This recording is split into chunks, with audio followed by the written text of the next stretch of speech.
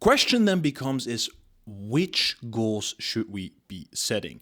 And the way we determine that is by gaining wisdom and insight. So wisdom is knowing which pattern do I need and which pattern do I desire. Of all these different patterns that could be built into reality, of all these different things that I could be doing, what is it that I want to be doing? What is it that I desire and need to be doing? That is what requires wisdom and insight. And over here you can see we take this blocky reality and we sort of create this outline of the structure that we want to be forming.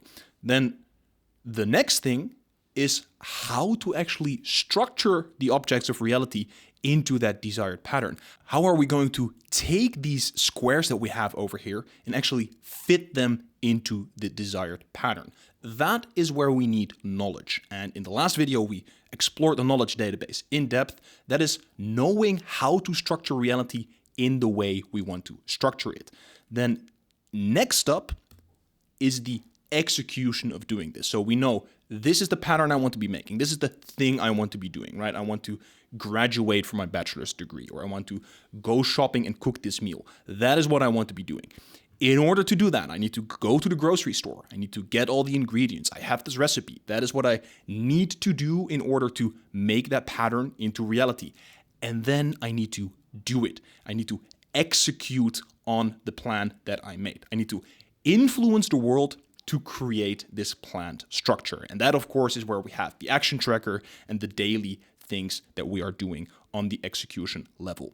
And then the bigger the change that we want to make in the world, the more influence that we have, the more production capacity that we need.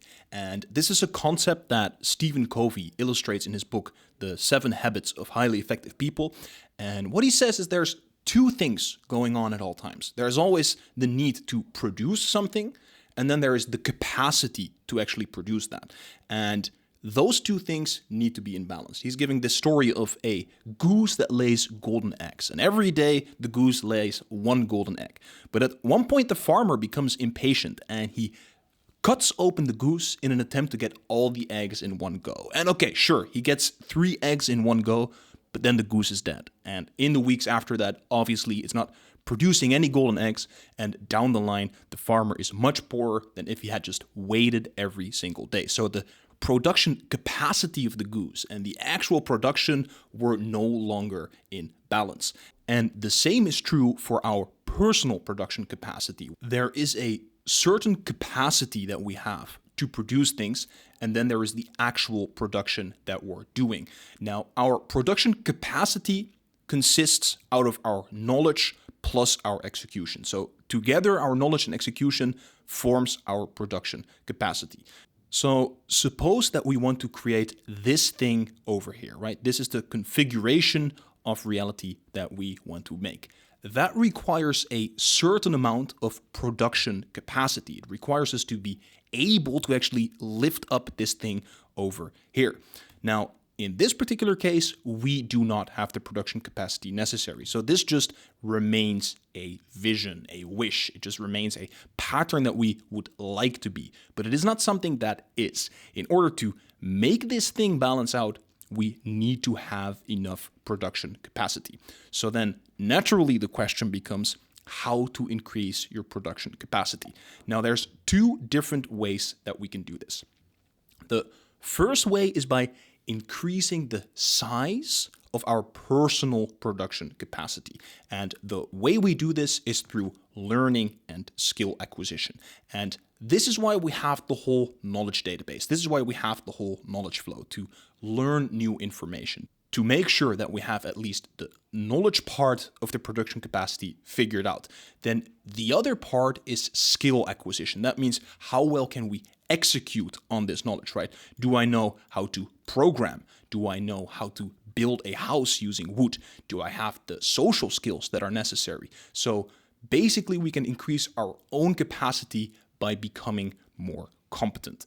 Then the next thing that we can do is actually increase the quantity. And the way we do this is by either influencing people or by influencing robots. So instead of making our own circle bigger, instead of making our own capacity bigger, we make sure we get more people and more robots to contribute. Now, the way that we influence people is by using social dynamics and by using capital. So we can either have tremendous social skills, you can be very confident, you can be good at speaking to people, maybe you have leadership qualities. So that's like social dynamics, influencing people through social dynamics, or we can influence them through capital, which is basically what we do every single day when we go to work, right? I go to work because somebody else is giving me this capital. Otherwise, I wouldn't show up. But their money is making me do what they want me to do. So influencing humans can be done by improving your social skills or by getting more capital. Robots, on the other hand, are influenced by technical skills. So it's basically my ability to program, my ability to engineer hardware. And we are currently living in the age of robots, right? Naval Ravikant has this quote that I really like where he says, "The robot army is already here. The robot revolution has already happened."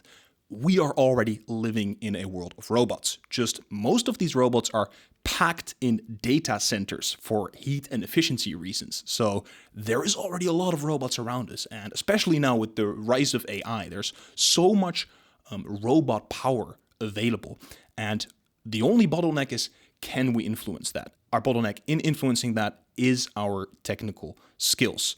Now, of course, these two things aren't necessarily separate, because I could also hire a human to actually influence this robot. And I can also use robots to make humans more productive by giving them planning tools, for example. But basically, these are the two production capacity units that we can increase. So if we have a look over here, we have this same constellation that we had before, right? This is the thing that we wanted to build.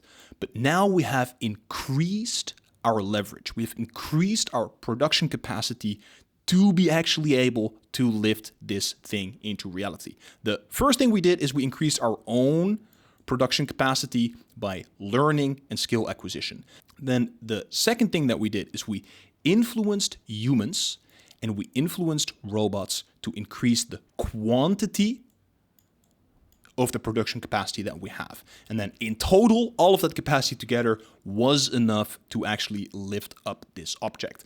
Now, in choosing the object that you want to lift, I would recommend finding something that is right on the edge of what you are capable of. Because when we're at the edge of what we're capable of, that is when we get flow. That is when we get meaning. If we go too far over the edge, we risk burning out. We're trying to lift something that we can't really lift. We're overexerting ourselves. And on the flip side, if we're trying to lift something that is way too light, we risk getting bored out. It becomes so boring because it's super easy. It is super repetitive. So try to find something that is like on the edge of your personal production capacity.